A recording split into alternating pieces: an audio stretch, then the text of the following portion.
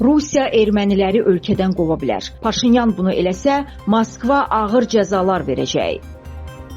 Ermənistanın Avropa İttifaqına daxil olması o demək olacaq ki, o Rusiya əleyhinə sanksiyalara qoşulmalı və Ukraynanı silahla təmin etməli olacaq. Report xəbər verir ki, bunu Rusiya Təhlükəsizlik Şurasının katibi Sergey Shoygu bildirib. Rəsmi İrəvana xəbərdarlıq edən Shoygu deyib ki, Ermənistan Avropa sanksiyalarına və Avropa İttifaqının hərbi siyasi qərarlarına, o cümlədən bu cür alətlər çərçivəsində, məsələn Avropa İttifaqının ümumi təhlükəsizlik və müdafiə siyasəti və Avropa Sülh Fondunun qərarlarına qoşulmalı olacaq. Bu fond Ukraynanın silahlı qüvvələrinə maliyyə dəstəyi verir. Katib qeyd edib ki, Avropa İttifaqına mümkün qəbulunda Ermənistan nəinki iqtisadi problemlərlə üzləşəcək, həm də Rusiyaya qarşı sanksiyaların tətbiqinə qoşulmağa məcbur olacaq və Brüssel də bunda israrlı olacaq. Shoygu xatırladıb ki, Rusiyadan Ermənistana pul köçürmələri ölkənin ümumi daxili məhsulunun təxminən 15%-ni təmin edir. Ermənistan Avropa İttifaqına daxil olarsa bir çox imtiyazlarını itirəcək. Çünki Avrasiya İqtisadi İttifaqından çıxmalı olacaq.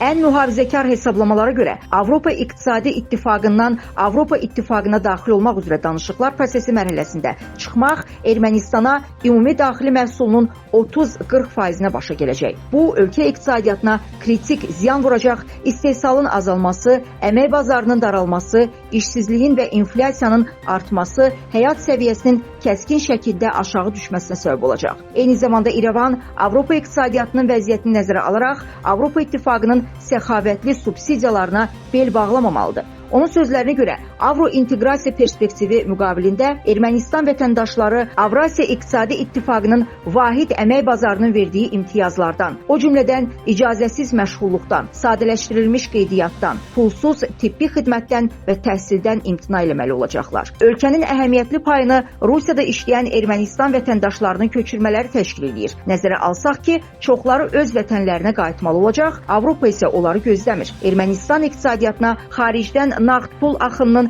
əhəmiyyətli dərəcədə azalacağını əminliklə proqnozlaşdırmaq olar. Ermənistan Avropa İttifaqının tələblərinə cavab vermək üçün bütün standartlar və sertifikatlaşdırma sistemini yenidən qurmalı olacaq. Praktikada bu, minimumda durğunluq, maksimumda isə mövcud sənayinin, o cümlədən metallurgiya, yeyinti və yüngül sənayinin məhv edilməsi deməkdir. Oxşar mənzərəni artıq Baltikyanı respublikaların timsalında da müşahidə etmək olar. Ukraynada bir vaxtlar bundan əziyyət çəkdi.